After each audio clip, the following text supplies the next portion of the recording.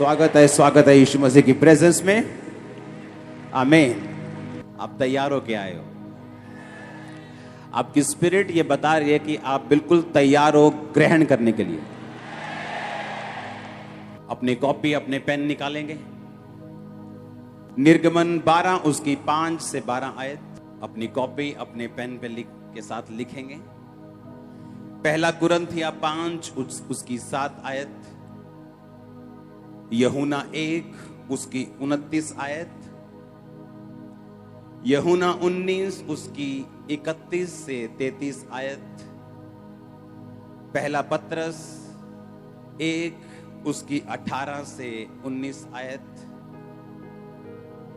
मैं फिर से पढ़ता हूं, निर्गमन 12 उसकी 5 से 12 आयत, पहला कुरिन्थिया 5 उसकी 7 आयत, यूहन्ना 1 उसकी 29 आयत, यूहन्ना 19 उसकी 31 से 33 आयत, पहला पत्रस 1 उसकी 18 से 19 आयत। कर लिया नोट सबने? इफिसियों 1 उसकी 7 आयत, प्रेरितों के काम 14 उसकी 22 आयत, दूसरा तीमुथियुस 3 उसकी 12 आयत, मत्ती 22 उसकी 36 से 40 आयत, प्रकाशित वाक्य 5 उसकी 5 से 10 आयत। फिर से पढ़ता हूं मैं, इफिसियां 1 उसकी 7 आयत, प्रेरितों के काम 14 उसकी 22 आयत, दूसरा तीमुथियुस 3 उसकी 12 आयत, मत्ती 22 उसकी 36 से 40 आयत, प्रकाशित वाक्य 5 उसकी 5 से 10 आयत। पहले दिन से जब आदम ने पाप किया, परमेश्वर की मंशा आदम को छुटकारा देने की थी। और बाइबल कहती कि परमेश्वर ने जब पूछा आदम तू कहां है, और आदम कहता कि वो छुप गया। और जब परमेश्वर ने कहा कि तू क्यों छुप गया था, उसने कहा मैं नंगा था इसलिए मैं छुप गया। तो परमेश्वर ने कहा तुझे किसने बताया तू नंगा है, तूने पाप किया है क्या? उसने कहा हाँ, मैंने वो फल खाया जो तूने खाने के लिए मना किया। और बाइबल कहती है कि आदम ने अंजीर के पत्तों के साथ एक लंगोट बनाकर अपने नंगेपन को ढांप लिया। और परमेश्वर ने उसको पकड़ा और बाइबल कहती है उसे चमड़े के अंग रखे पहनाए। वो चमड़ा कहां से आया? वो चमड़ा एक भेड़, एक मेमना कुर्बान किया गया और उस मेमने की खाल से उस नंगेपन को ढक दिया गया। परमेश्वर के बताने का मकसद यह था कि तुम अपने कर्मों से, चाहे वो अच्छे हों, चाहे तुमने अपनी पूरी संपत्ति गरीबों को दे दी हो, तुमने 15,000 करोड़ रुपया दान दिया हो, तुमने अपने ब्लड से लाखों लोगों को डोनेशन दी हो, फिर भी तुम अपने नंगेपन को, अपने पाप को खत्म नहीं कर सकते जब तक भेड़ कुर्बान ना हो, जब तक मेमना कुर्बान ना हो, जब तक मैं तुम्हारे गुनाहों को ना ढकूं, जब तक मैं तुम्हें माफ ना करूं। तुम्हारे अच्छे किए गए कर्म तुझे मेरे पास नहीं लेके आ सकते। और बाइबल कहती है कि पहले दिन ही यीशु मसीह को कुर्बान कर दिया गया था। और उसके चमड़े से बाइबल कहती है आदम और हवा को कपड़े बनाकर दिए गए थे। और यह प्रोफेसी थी कि आने वाले समय में प्रभु यीशु मसीह के द्वारा तुम्हारी शर्मिंदगियां और पाप खत्म कर दिए जाएंगे। कि परमेश्वर यीशु मसीह तुम्हारे लिए मारे जाएंगे और उसके मारे जाने के द्वारा तुम्हारे गुनाह खत्म होंगे और तुम्हारी शर्मिंदगियां ढक दी जाएंगी। जो वचन की आयतें मैंने पढ़ी हैं आपके लिए, यह लगातार 2 हफ्ते चलेगा। आज भी प्रभु भोज होगा, अगले हफ्ते भी प्रभु भोज होगा, और थर्सडे भी होगा, अगले थर्सडे भी है। 4 मीटिंग में हम लहू और परमेश्वर की बात करेंगे और डिलीवरेंस के बहुत करीब आप पहुंच जाएंगे, बहुत करीब आप पहुंच जाएंगे। क्योंकि इस वचन को समझने के लिए आपको आत्मा चाहिए। सदूकी और फरीसी भी बहुत वचन सुनाते थे। बोलो अपने पड़ोसी को, सदूकी और फरीसी बहुत वचन सुनाते थे, लेकिन वो परमेश्वर से दूर थे। हालेलुया। बोल दे कि चंगियाई नहीं करनी है, दुष्ट आत्मा को नहीं निकालना है, व्यवस्था सिखाओ, वचन सिखाओ, चंग्याई नहीं करनी। और उन्हें लगता था कि वो परमेश्वर के दास हैं, लेकिन वो परमेश्वर के दास नहीं थे, वो सदूकी थे और फरीसी थे, जैसा आज भी हैं। अपने आप को बोलते पास्टर्स हैं, क्रिश्चियन हैं, लेकिन वो पास्टर्स क्रिश्चियन नहीं, वो आज भी वही सदूकी और वही फरीसियों की आत्माएं हैं जो उनमें से बोलती हैं। यीशु मसीह को क्रूस पर चढ़ाने वाले अन्य जाति नहीं थे, यीशु मसीह को क्रूस पर चढ़ाने वाले व्यवस्था सिखाने वाले लोग थे, वचन सिखाने वाले लोग थे, जिन्होंने यीशु मसीह को क्रूस पर चढ़ा दिया था। व्यवस्था सिखाने वाले जो कहते थे कि जो मूसा ने कहा है वो मानो, जो पवित्र आत्मा कहता है उसे हम नहीं सुनेंगे। चंग्याई नहीं करना वो चेले करते थे, दुष्ट आत्मा को नहीं निकालना। लोग जैसे आए वैसे बीमारियों में चाहे मर जाएं, दुष्ट आत्मा में मर जाएं, पर निकालनी नहीं है। परमेश्वर ने कहा वो आत्मा आज भी आज्ञा नाम मानने वालों में काम करता है। आज आप आजाद भी होंगे, आप कलाम भी सीखेंगे, आप डिलीवर भी होंगे, आप चंगे भी होंगे। पूरा गॉस्पेल सुनाया जाएगा आपको आज, आधा अधूरा नहीं। अगर खुदा ने दोनों आंखें दी हैं तो अंधों में काना राजा बनने की जरूरत नहीं है, पूरी दोनों आंखों से राजा बनो। हालेलुया। जब तक कोई तुम में नहीं था, कोई दो आंखों वाला, तो तुम राजा थे क्योंकि तुम काने थे। अब दो आंखों वाला कोई आया तो तुमको अभी बुरा लग रहा है। निर्गमन 12 उसकी 5 से 12 आयत। यह उस समय की बात है जब मूसा को परमेश्वर ने कहा, मूसा मेरे लोगों को ले जा और इन्हें मिस्र से आजाद कर। पहले मूसा माना नहीं, फिर एंड में मान गया और वहां पे गया।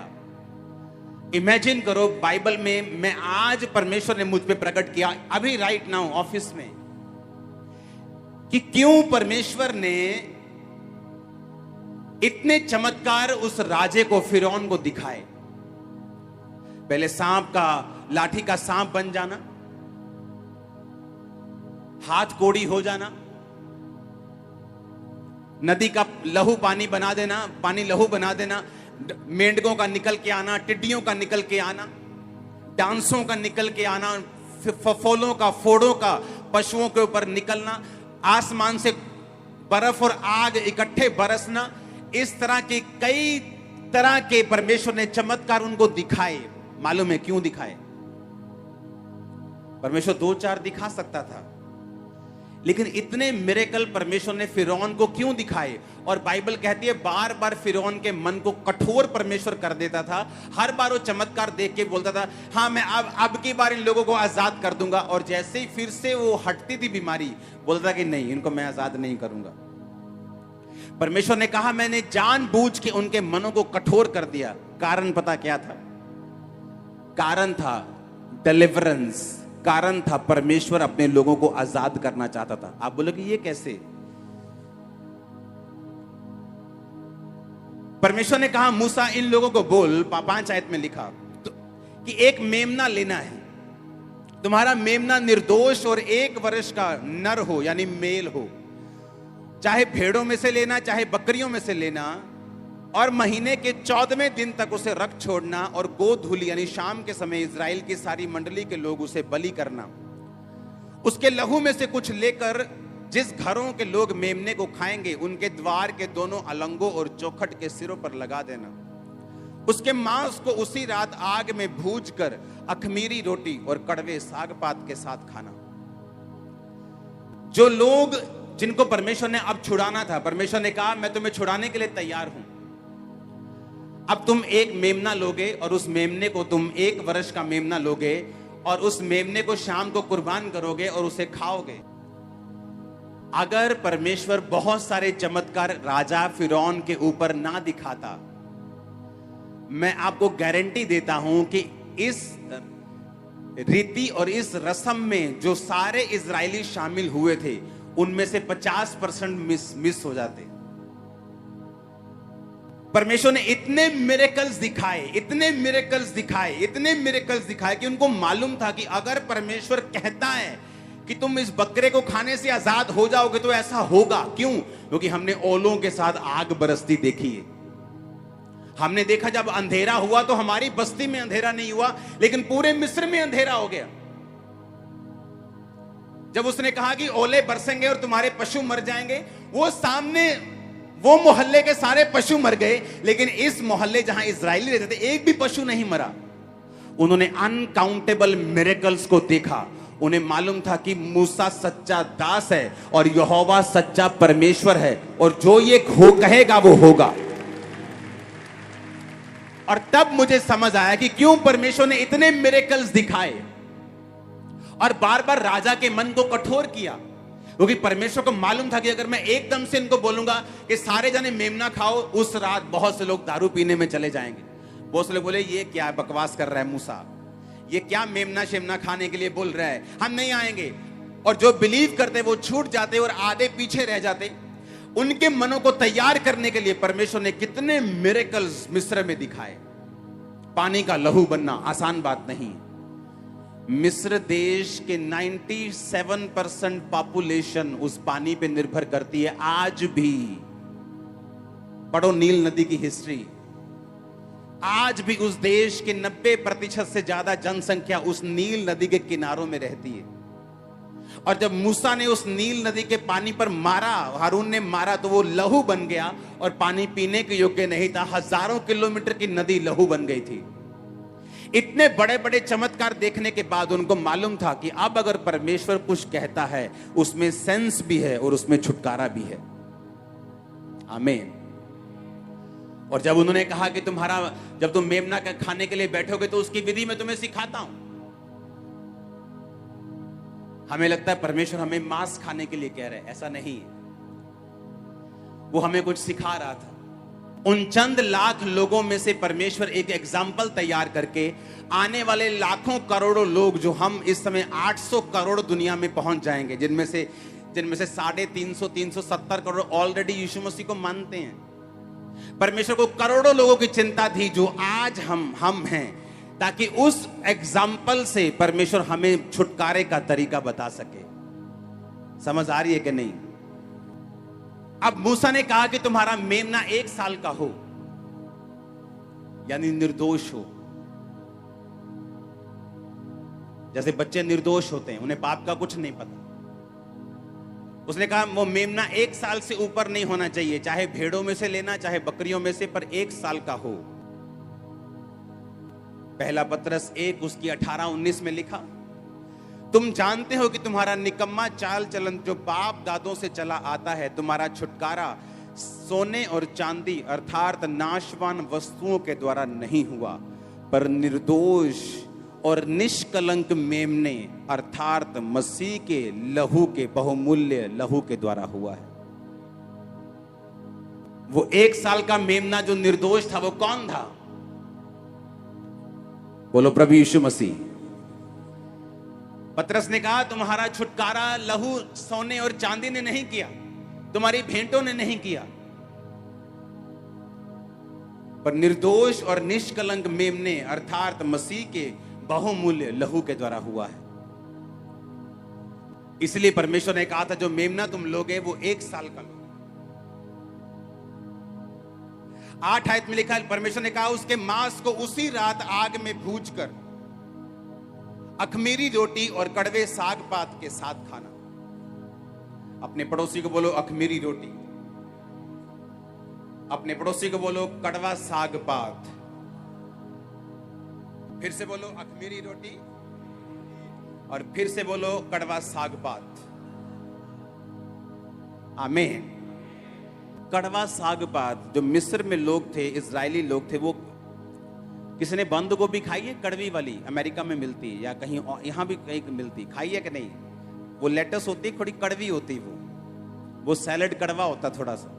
परमेश्वर ने कहा जब तुम मेमना खाओगे तो कड़वे साग पात के साथ खाना। मेमना खाना मतलब छुटकारा लेना, हां या ना? पर मेमना खाने की विधि है, मेमना खाने का तरीका है। उसने कहा जब तुम यीशु मसीह को ग्रहण करना, मेमना खाने का मतलब क्या है? यीशु मसीह को ग्रहण करना अपने उद्धारकर्ता के रूप में। उसका मतलब ये नहीं आप घर जाके आज बकरा बना लो, आप मीट नहीं खाते, कोई प्रॉब्लम नहीं, ना तो बाइबल खाने के लिए बोलती है ना खाने के लिए बोलती है। आप समझ रहे कि नहीं? मेमना खाने का मतलब क्या है? यीशु मसीह को ग्रहण करना। कहता जब तुम मेमना खाओ, जब तुम जीसस क्राइस्ट को ग्रहण करो तो कड़वे साग पात के साथ खाना। इसका मतलब तुम परसिक्यूशन के साथ, कड़वा साग पात मतलब जब तुम मेमने को ग्रहण करोगे तुम्हें कड़वाहट फील होगी, लोग तुम्हें बुरा कहेंगे, लोग तुम्हें सताएंगे, लोग कड़वी बातें बोलेंगे। तुम अगर कड़वे साग पात के साथ मेमना नहीं खाओगे तो तुमने विधि को पूरा नहीं किया है। मेमना खाने की विधि क्या है? मेमना निर्दोष हो। मेमना क्या हो? लाखों कुर्बानियां हुई होंगी, खुदा के दासों ने भी दी हैं, लोगों ने भी दी हैं, हजारों लाखों कुर्बानियां हुई हैं, हाँ। पर उसने कहा ये वाली कुर्बानी जो निर्दोष उस जन की होगी जो मां और बाप से नहीं, सिर्फ मां से आया होगा और निर्दोष होगा। कहता उस मेमने को तुम खाना, पर कड़वे साग पात के साथ। जब तक तुम पूरी विधि के साथ उसको नहीं खाओगे तुम आजाद नहीं होंगे। एक फैसला पहले करना होगा कि क्या मैं इन बीमारियों में खुश हूं, क्या मैं इन गरीबी में खुश हूं, क्या मैं रोज के कलेश से खुश हूं, क्या मैं अपने घर की रोज की झिकझिक, अपने डिप्रेशन से, दुष्ट आत्मा के अटैक से खुश हूं। अगर तो मैं खुश हूं तो फिर रहन तो छोड़ो मेमने को, और अगर मुझे फ्री होना है तो याद रखो फिर लोगों की बातें नहीं सुननी है। परमेश्वर ने यह नहीं कहा कि जब तुम मेमना खाओ तो तुम्हें मीठा साग पात, तुम्हें मीठी रोटियों के साथ खाना है। उसने कहा जब तुम मेमना खाओगे तुम्हें कड़वा साग पात साथ खाना पड़ेगा, कड़वा साग खाना पड़ेगा। मेमने के साथ तुम्हें कड़वा साग लेना पड़ेगा। परमेश्वर ने कहा जितने भक्ति के साथ जीवन बिताना चाहते हैं वो सब सताए जाएंगे। हालेलुया। पहला कुरिन्थिया 5 उसकी 7 आयत को मैं पहले पढ़ूंगा। उसमें लिखा पुराना खमीर निकाल कर अपने आप को शुद्ध करो और नया गूंथा हुआ आटा बन जाओ, क्योंकि तुम अखमीरी हो और हमारा भी फसह जो मसीह है बलिदान हुआ है। सब बोलो आमीन। उसने कहा जब तुम मेमना खाओगे तो अखमीरी रोटी के साथ खाना। किसके साथ खाना है? अखमीरी, यानी खमीर नहीं लगा होना चाहिए। जब तुम मेमना खाओगे तो तुम्हारी रोटी अखमीरी होनी चाहिए, उसमें खमीर नहीं होना चाहिए। और नया नियम में लिखा कि पुराना खमीर निकाल कर अपने आप को क्या करो? शुद्ध करो। जब तुम मेमना खाओ तुम में बपतिस्मा तुम्हारा हुआ होना चाहिए। जब तुम मेमना खाओ तुम्हारे अंदर व्यभिचार का आत्मा नहीं होना चाहिए। जब तुम मेमना खाओ तुम चोर नहीं होने चाहिए। जब तुम मेमना खाओ तुम मूर्ति पूजक नहीं होने चाहिए। जब तुम मेमना खाओ तुम गालीबाज, तुम चुगलियां करने वाले, निंदा करने वाले, ये लोग तुम नहीं होने चाहिए। उसने कहा अपने खमीर को निकाल कर शुद्ध हो जाओ। अगर वो सिर्फ आटे की बात कर रहा होता पुराने नियम में, तो नए नियम में वो हमें खोल के ना बताता। निर्गमन का वचन 5000 साल पुराना है, ये वचन 2000 साल पुराना है। 3000 साल बाद भी अगर ये वचन लिखा गया तो उसने कहा पुराना खमीर निकाल कर अपने आप को शुद्ध करो और नया गूंथा हुआ आटा बन जाओ, क्योंकि तुम अखमीरी हो और हमारा फसह जो मसीह है बलिदान हुआ है। सब बोलो आमीन। जब तुम मेमना खाओगे तो अखमीरी रोटी के साथ खाना। तुम्हारे अंदर खमीर नहीं होना चाहिए, नहीं तो वो छुटकारा काम नहीं करेगा। अगर तुम छुटकारा चाहते हो तो तुम्हें विधि के साथ मेमने को खाना होगा। जब तुम प्रभु भोज लोगे आज, ये सिर्फ एक क्रिश्चियन रीति रिवाज नहीं है कि परमेश्वर ये रोटी नहीं तेरा शरीर है, ये जूस नहीं तेरा ब्लड है। नो नो नो नो, आप ये मान रहे हो कि आज आप अपने खमीर को निकालकर अपनी तौबा में जाकर आप कड़वे साग पात के साथ, यानी आप ये स्वीकार करने के लिए तैयार हैं कि आप सताव के साथ, दुखों के साथ भी यीशु मसीह को खाने के लिए, ग्रहण करने के लिए तैयार हैं। दूसरा तिमुथियुस 3 उसकी 12 आयत में लिखा, पर जितने मसीह यीशु में भक्ति के साथ जीवन बिताना चाहते हैं वे सब सताए जाएंगे। उनमें से कोई कोई, हाँ क्या बोलो तो। कहता अगर यीशु मसीह के साथ तुम भक्ति में जीवन बिताना चाहते हो तो वो सब सताए जाएंगे। उसी सताने को परमेश्वर बोल रहा है कि जब तुम मुझे खाओगे, जब तुम जीसस को ग्रहण करोगे, जब तुम यीशु मसीह को अपने अंदर लोगे, तो तुम्हें अखमीरी रोटी और तुम्हें कड़वे साग पात के साथ उसे खाना होगा। और अखमीरी रोटी के बारे में वचन क्या कहता है, मैंने आपको बताया है 1 कुरिन्थिया 5:7 कि पुराना खमीर निकाल कर अपने आप को शुद्ध करो। वो आटे की बात नहीं कर रहा, वो किसकी बात कर रहा है? बोलो, मेरी बात कर रहे हैं। आमीन। अगर वो आटे की बात कर रहा था तो पौलुस भी यही कहता कि अपने घरों में से कोई भी आटे में खमीर लगा हो तो उसे निकाल दो, अखमीरी रोटियां बनाना और प्रभु भोज में खाना। उसने क्या कहा? वचन में लिखा 1 कुरिन्थिया 5:7, पुराना खमीर निकाल कर अपने आप को क्या करो? शुद्ध करो। अपने आप को क्या करना है? किसको निकाल कर? पुराना खमीर। ये कहां से आया? वो पुराने मिस्र से, जहां से हम निकले हैं। वो सूटा कहता निकाल दो, खत्म कर दो। वो स्पेग वो खत्म कर दो कहता। वो व्हाट्सएप की वो चैट, वो सेक्सी बातें परमेश्वर कहता फिनिश कर दो, वो तुम्हें छुटकारा नहीं लेने देंगी। कहता तुम अपने आप को शुद्ध करो, पुराना खमीर निकाल दो। आज क्रिश्चियन होके भी अगर बंधनों में रहना है, क्रिश्चियन होके भी अगर बीमारियों में मरते रहना है, क्योंकि हम पुराना खमीर निकालने के लिए तैयार नहीं।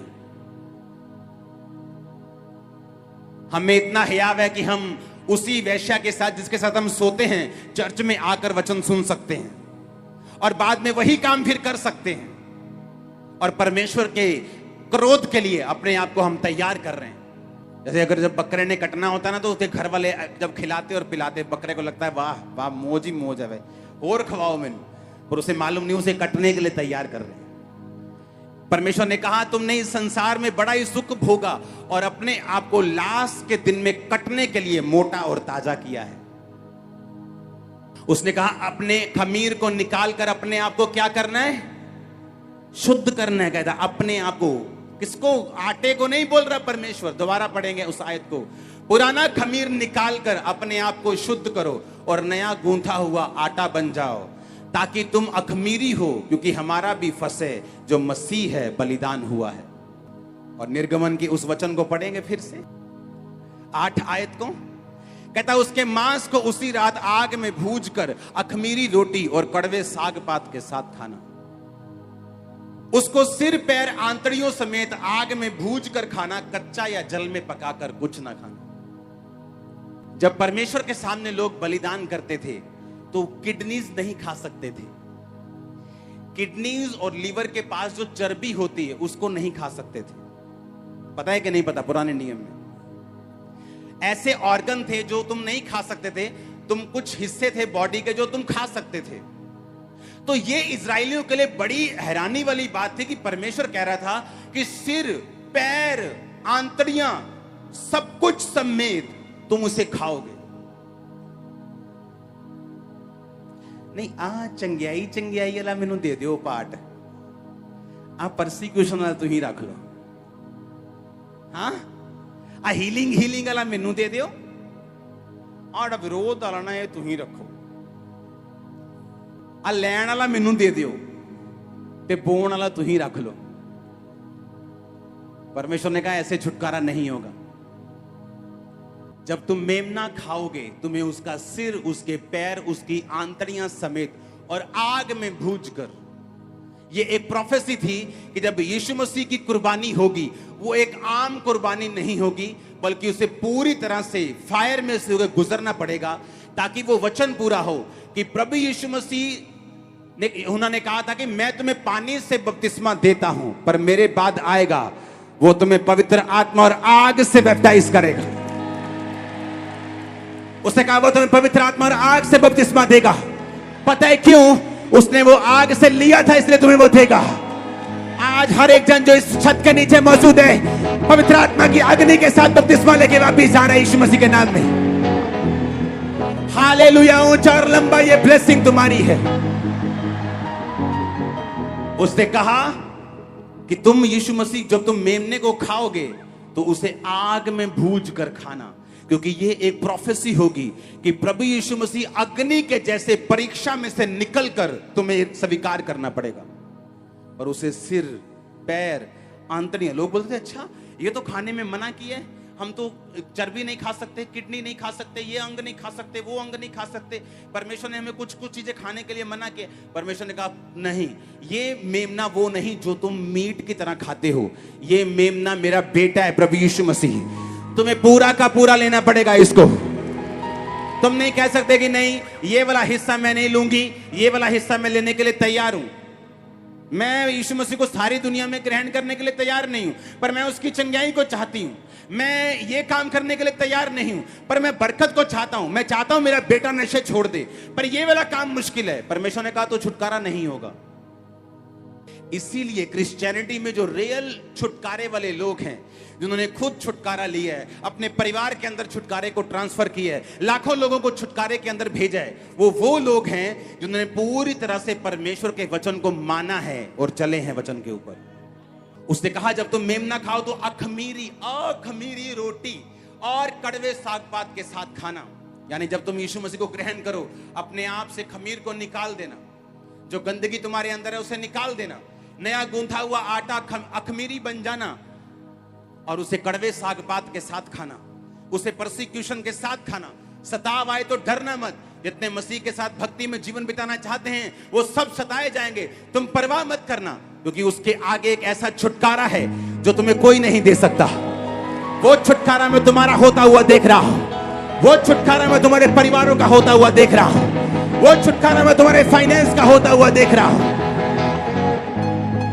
Hallelujah, hallelujah, hallelujah.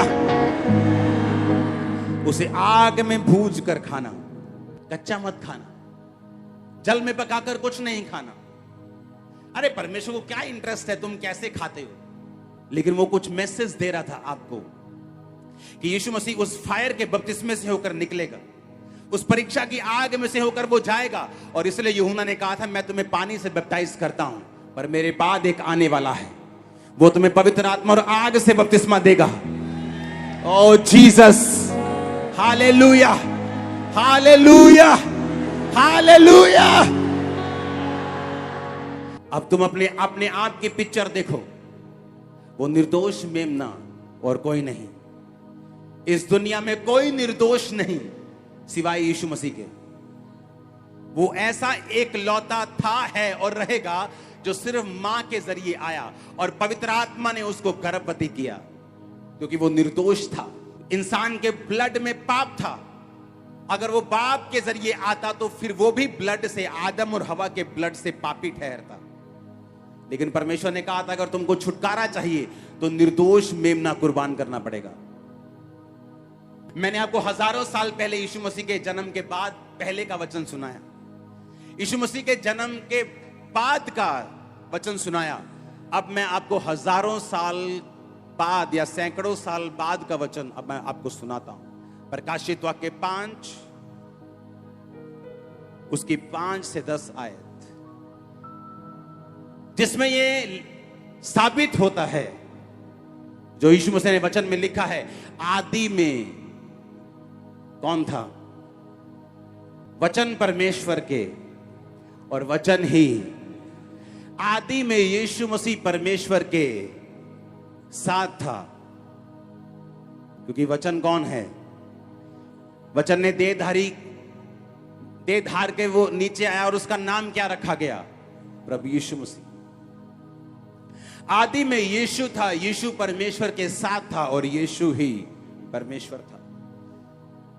आदम और हवा के टाइम भेड़ कुर्बान की गई, मूसा के टाइम पे एक भेड़ कुर्बान की गई, मेमना कुर्बान किया गया। नए नियम में लिखा कि तुम्हारा जो बलिदान है, जो तुम यीशु मसीह जो निर्दोष मेमना है, निष्कलंक मेमना है, उसके लहू के द्वारा हुआ। और अब हम वो आयत पढ़ेंगे जो अभी पूरी नहीं हुई।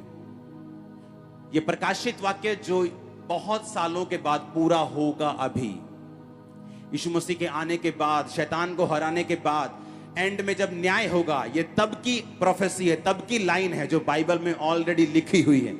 अब मैं वो पढ़ूंगा आपके सामने।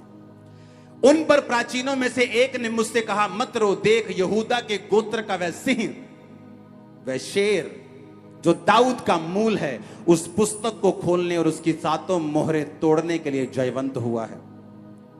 तब मैंने उस सिंहासन और चारों प्राणियों और उन प्राचीनों के बीच में एक वध किया हुआ मेमना खड़ा देखा।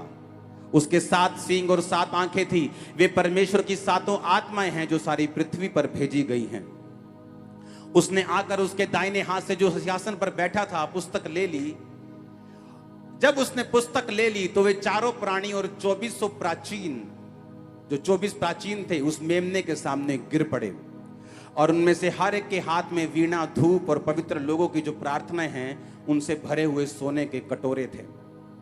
वे नया गीत गाने लगे कि तू इस पुस्तक के लेने और इसकी मुहरें खोलने के योग्य है, क्योंकि तूने वध होकर अपने लहू से हर एक कुल, भाषा और लोग और जाति में से परमेश्वर के लोगों को मोल लिया है और उन्हें हमारे परमेश्वर के लिए एक राजा और याजक बनाया है और वो पृथ्वी पर राज्य करते हैं।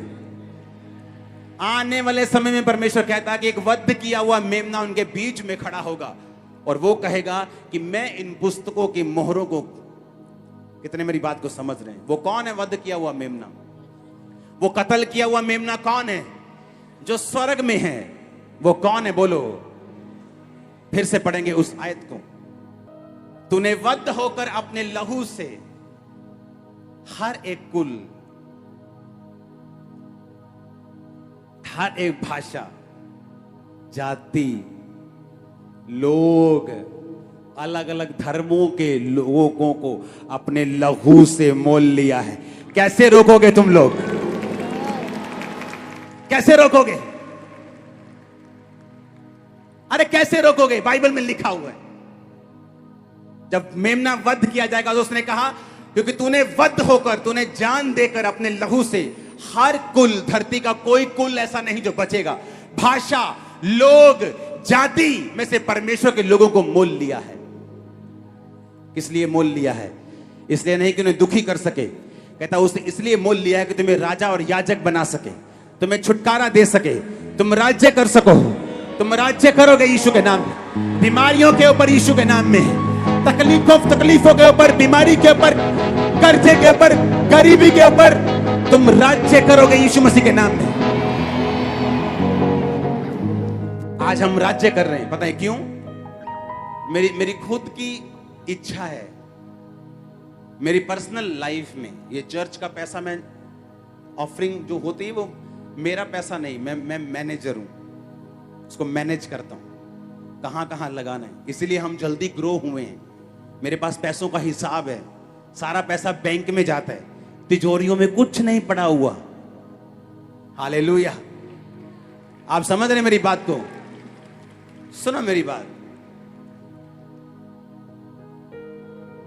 उसने कहा अगर आज मैं अपनी लाइफ में चाहूं मुझे 50 चर्चेस और खोलनी है, ये हमारी मर्जी पे भी डिपेंड कर रहा है कि हम कितना स्पीड से बढ़ना चाहते हैं। इसे राज्य करना बोलते हैं। हमें लगता है हमें अपनी प्रार्थना की लाइफ को मेंटेन करना है। अब ऐसा कुछ नहीं है जो हम सोचते हैं कि हम ऐसा कर सकते हैं, ऐसा कुछ नहीं। अगर हमें करना है तो हम कर लेते हैं, अगर हमें नहीं करना हम छोड़ देते हैं। और ऐसा ही कब्जा परमेश्वर आपकी लाइफ से, आपकी जिंदगी में आपको देना चाहता है। कारण हम लोग नहीं है, कारण हमारे अच्छे काम नहीं। लिखा वध किया हुआ मेमना। फिर से पढ़ेंगे उसको, क्योंकि तूने वध होकर अपने लहू से हर एक कुल, हर जाति, हर तरह के लोगों को मोल लिया है। हम यीशु मसीह के लहू से मोल लिए गए हैं। आमीन। अब मुझे यह बात समझनी है कि यहोवा परमेश्वर ने क्यों कहा कि निर्दोष मेमना लेकर उसे कुर्बान करो, उसको खाने की तैयारी करो। खाने का तरीका मैं तुम्हें बताता हूं। खाने की विधि यह है, फिर से पढ़ेंगे निर्गमन, कि उसके मांस को उसी रात आग में भूंजकर अखमीरी रोटी और कड़वे साग पात के साथ सिर पैर आंतड़ियों समेत खाना, कच्चा या जल में पकाकर कुछ ना खाना। उसमें से कुछ भी सवेरे तक ना रहने देना। यदि कुछ सवेरे तक रह जाए तो उसे आग में जला देना। परमेश्वर ने कहा जब तुम उसे खाना तो बचा के मत रखना। उसे क्या करना? जितना खाना है वो तभी खाना है।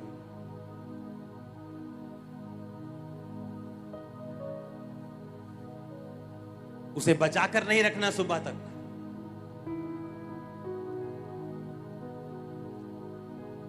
प्लान नहीं करना फ्यूचर का। खुदा प्लान कर रहा है तुम्हारा, उसे मालूम है कल तुम्हें क्या देना है। यीशु मसीह ने कहा प्रार्थना करो हमारे रोज की रोटी आज हमें।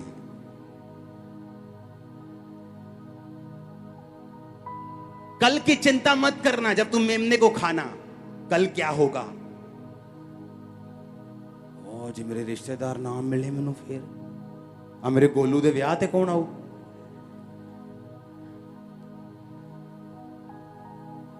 उसने कहा जब तुम मेमना खाना तो कल की चिंता मत करना। मेमना खाना तो पूरा खा लेना। ये मत कहना कि नहीं अभी मैंने सिगरेट छोड़ दी है, तंबाकू कभी कभी मैं लगा रहा हूं, दारू मैंने छोड़ दी है ना जी, दारू पछड़ती होते नहीं और कदी कदी। परमेश्वर ने कहा ऐसा तुम मत करना और उसे सुबह तक मत छोड़ना। प्लान मत बनाना, चिंता मत करना। तुम्हारा पिता जो कौओं को खिलाना जानता है तुम्हें भी खिलाएगा। तुम चिंता मत करना कल क्या करेंगे, कल क्या होगा। यीशु मसीह को खा लिया तो कल क्या होगा? रिश्तेदार क्या बोलेंगे, लोग क्या कहेंगे? परमेश्वर ने कहा कल के बारे में मत सोचना। और वही बात यीशु मसीह ने नया नियम में बोली कि तुम ये बात मत कहना कि कल हम क्या करेंगे। यीशु मसीह ने कहा एक अमीर आदमी था, उसने कहा देखो मैं कितना अमीर हो गया हूं, हर साल मेरे खेत बढ़ते जा रहे हैं, तो मैं ऐसा करूंगा इन खेतों की फसल के लिए एक स्टोर हाउस बनाऊंगा, वहां मैं अपनी फसल को रखूंगा और अपने मन को बोलूंगा वाह आराम से चैन कर खा और पी। और परमेश्वर ने कहा हे मूर्ख, इसी रात तेरा प्राण तुझसे ले लिया जाएगा और जो तूने ये बटोरा ये किसी और का हो जाएगा। कल की चिंता मत करना। आज का दुख परमेश्वर ने कहा आज के लिए बहुत है।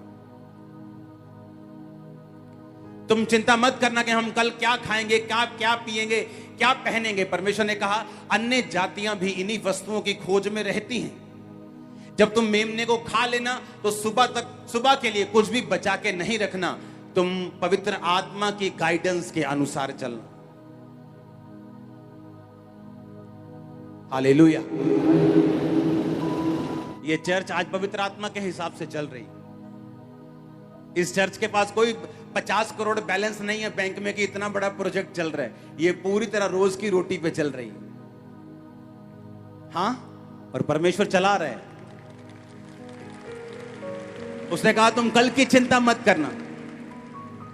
जितने चेक्स हम साइन करते हैं, जितने बिल इसके आते हैं, अगर परमेश्वर को बीच से निकाल दिया जाए तो सिर दर्द की गोली खानी पड़ेगी 3 टाइम रोज, सुबह अलग, शाम को, दोपहर को, रात को नींद की अलग। ये होगा कैसे? परमेश्वर ने कहा कल की चिंता मत करना। सुबह तक कुछ भी बचा कर रखने की जरूरत नहीं है। मैं कौओं को देता हूं तो तू मेरे ब्लड से मोल लिया गया, तुझे भी दूंगा।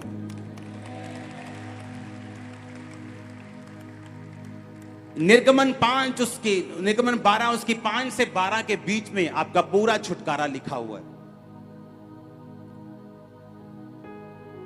आज जब लोग हमसे मिलते हैं और बोलते हैं कि यहां इतना ये सब कुछ आप क्या कर रहे हो, कहां से कर रहे हो, और वो हमें देखते हैं कि हमें 1% भी चिंता नहीं। एक 5 mm की गोली हम नहीं खाते अपनी लाइफ में। पता कितनी होती 5 mm की गोली? हरी दाल के दाने के बराबर। ये हो क्या रहा है? ये कौन सा गोरा आपको पैसे भेज रहा है? मेरे कांटेक्ट लिस्ट में शायद एक भी गोरा ना हो।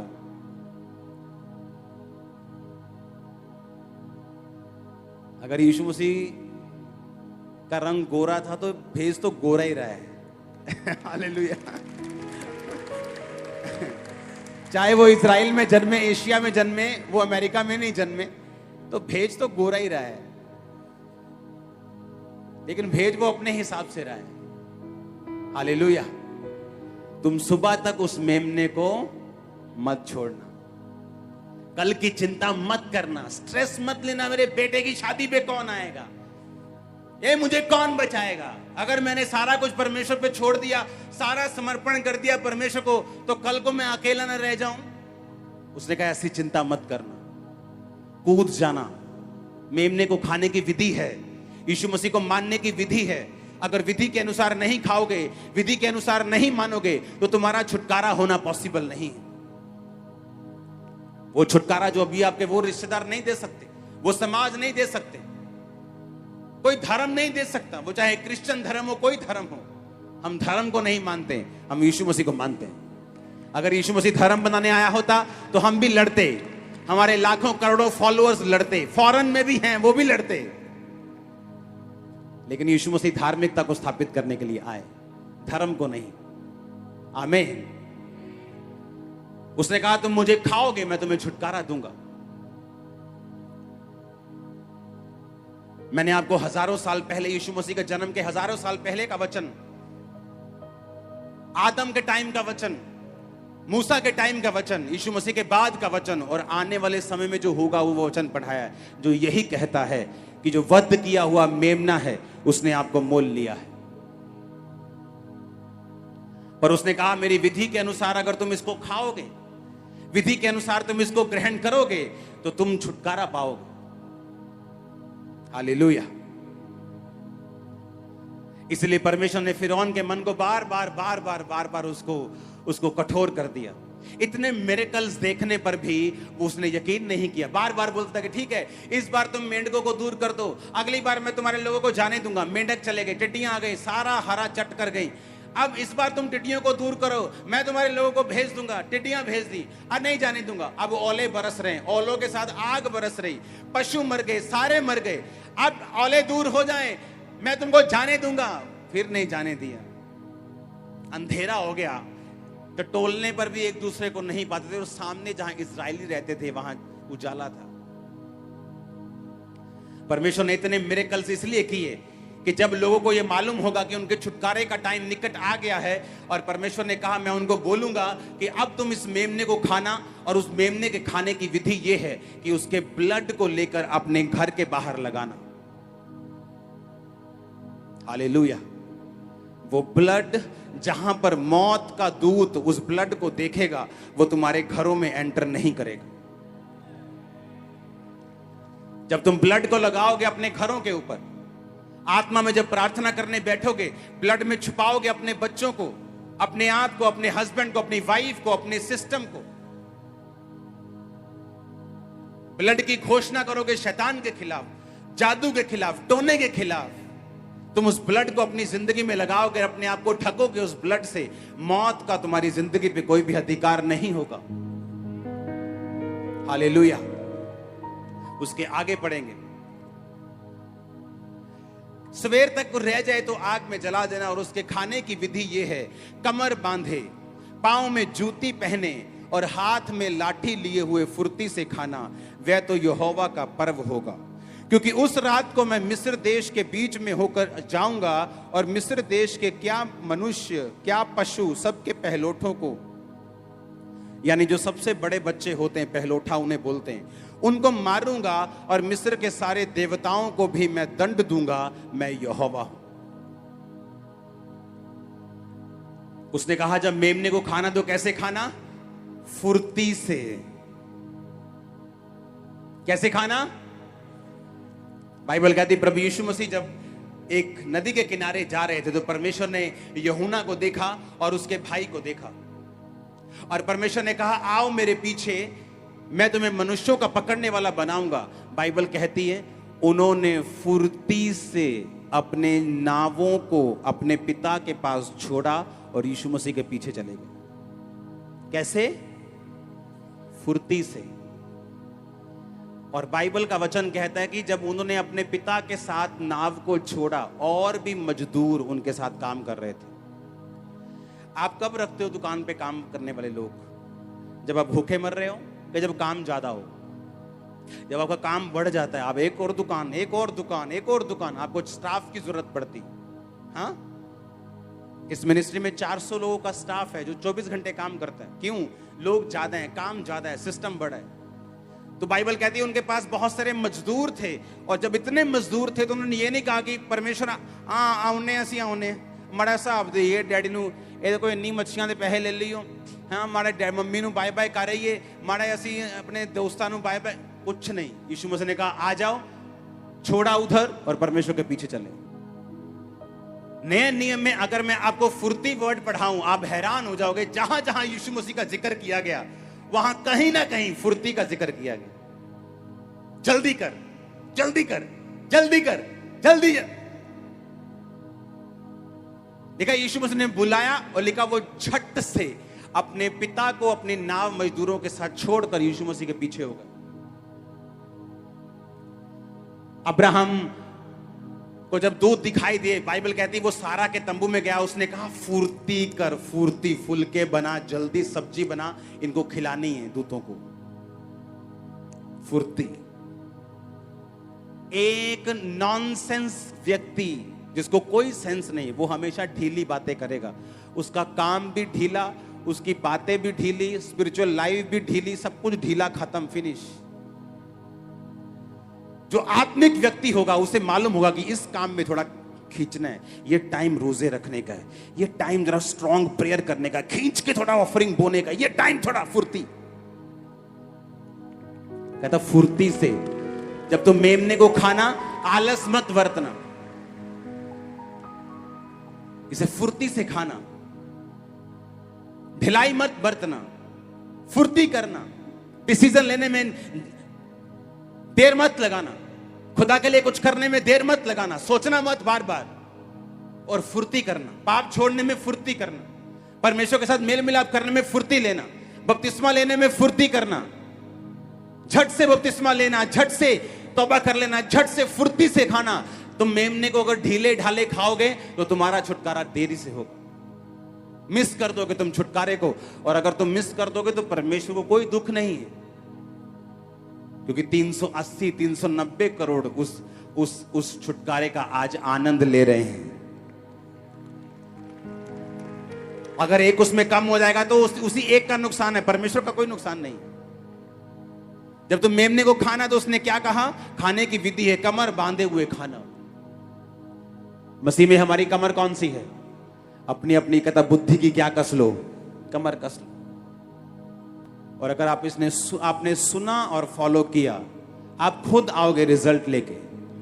कहां खड़े होंगे आप टेस्टिमनी के लिए?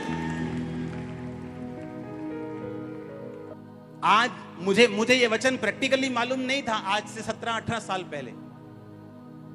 लेकिन जब भी बपतिस्मे का जिक्र होता था, हम अपने लोगों से पूछते थे, आप मुझे कब बपतिस्मा दोगे? तब आज की तरह नहीं होता। बपतिस्मे देने के लिए 2 महीने की वेटिंग चल रही, 1.5 महीना वेटिंग चल रही। 1.5 महीने में 30, 35, 40 लोग इकट्ठा होंगे तो उनको खेतों में ले जाकर ट्यूबवेल की मोटर ऑन करके वहां बपतिस्मे दे के आते थे। तो पहले लोग इकट्ठा होते थे, 30-35 हो जाएं, और फिर बपतिस्मा सर्विस होती थी। बताया जाता कि इस दिन बपतिस्मे होंगे, और सब लोग बपतिस्मा लेने के लिए जाते थे। और तब मैं एक्साइटेड था। मसीह में मैं 16 अगस्त में आया हूं और 2 अक्टूबर के करीब मेरा बपतिस्मा था। कितने टाइम लगा मेरे को? 1.5 महीना। और मैंने लोगों को 5-5 साल, 4-4 साल, 3-3 साल सोचते हुए देखा कि मैं बपतिस्मा लूं या ना लूं। ये तो बहुत कितने अंबानियां दी दौलत पई है ना, कदे बपतिस्मा लेके निकल जानी हथों। पता नहीं क्या सोचते लोग कि बहुत कदे 15 टन सोना पेड़ हथों निकल जाना। कितने समझ रहे हैं? अपने लोगों को पूछना, क्या बपतिस्मा कब है? ये बपतिस्मा क्या होता है? किसी ने बताना, अच्छा ये होता है। कब दोगे मुझे अभी लेना है। अभी दे सकते हो? नहीं, बाद में होगा। ठीक है। 1.5 महीना में हमें लगता था कि यार 1.5 महीने बाद बपतिस्मा लिया मसीह में आने के बाद। हमें ये भी ज्यादा लगता था कि 1.5 महीना लग गया हमें बपतिस्मा सोचते ये बपतिस्मा लेना है। मैं वो गारंटी देता हूं, अगर बपतिस्मे हर संडे होते तो शायद मुझे 15 दिन, 20 दिन या 21 दिन लगते बपतिस्मा लेने में, बस दैट्स इट। और जैसे वो लोग थे, शायद पहले हफ्ते ही दे देते मेरे को। क्या जा काका डोबिए तेन मसीह के प्यार में। हाँ, आमीन। उसने कहा जब तुम मेमना खाना तो कैसे खाना? फुर्ती से खाना। कोई डिसीजन प्रभु के लिए लेना है, उसमें जल्दी करना, डिले मत करना। तुम्हारे सोचने से पहले यीशु मसीह आ जाएंगे। जितना तुम सोच भी नहीं सकते उससे जल्दी काम हो रहे हैं। जितना हमने सोचा था उससे कहीं अधिक फास्ट टाइमिंग में दुनिया का माहौल चेंज हो रहा है। हाँ या ना? महामारियां जितना सोचा था उससे पहले आ रही, सूखे उससे पहले पड़ रहे। यूरोप पूरा सूखा हुआ, आप देखोगे न्यूज में पढ़ के देखना, पूरे यूरोप में सूखा पड़ा हुआ है। अमेरिका जहां मैं होके आया वहां मुझे बताया गया कि पिछले 8 साल से बारिश नहीं पड़ी, और पूरे जहां मैं कैलिफोर्निया में गया हूं पूरी पीली और सूखी हुई घास दिखाई देती रही है मेरे को, कैलिफोर्निया साइड। दुनिया उतनी तेजी से बदल रही है जितना आप सोच भी नहीं सकते। आने वाले टाइम में फूड शॉर्टेज होगी, लोगों को मालूम भी नहीं ऐसा होगा। आने वाले टाइम में वो जितना माहौल जल्दी से बदल रहा है, परमेश्वर ये चाहता है कि आप फुर्ती करें जो भी करना है। आमीन। फुर्ती से खाना, मेमने को डिले मत करना, फुर्ती से खाना, जल्दी से खाना। मसीह के लिए कोई भी डिसीजन लेना है, फैसला लेना है, उसे देर मत करना, उसे जल्दी करना। Hallelujah. God bless you all. परमेश्वर के वचनों को सुनने के लिए हमारे चैनल को सब्सक्राइब कीजिए और हमारी लेटेस्ट वीडियो सबसे पहले देखने के लिए बेल आइकन को प्रेस कीजिए।